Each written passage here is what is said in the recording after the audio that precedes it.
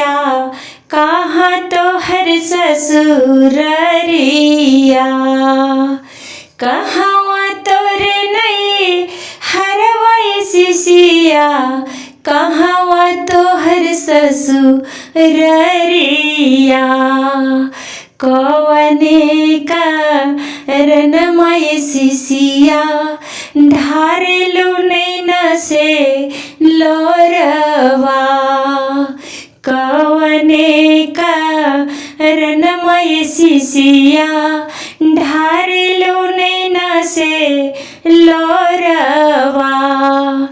पूर्व और ससुररिया शिव गुरु पश्चिम और नई हरवा।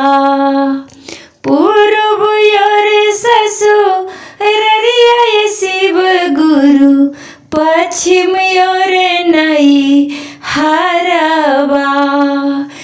दुखबे कारण शिव गुरु ढारली नैना से लोरिया।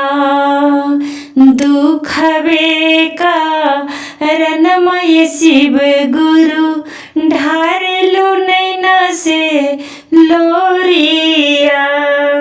नेक काम तू कर लगी सिसिया धर ले गुरु के ध्ययनमा।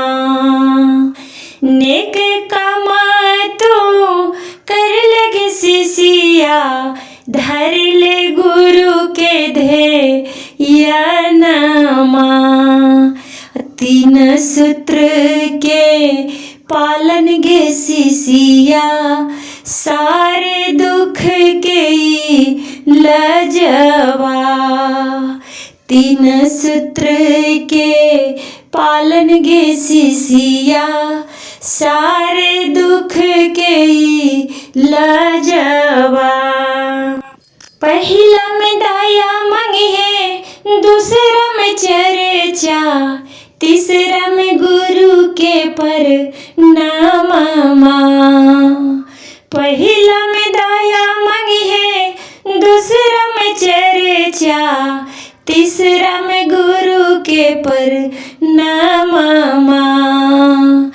तीन सूत्र के पालन गे सिसिया सारे दुख के लजवा।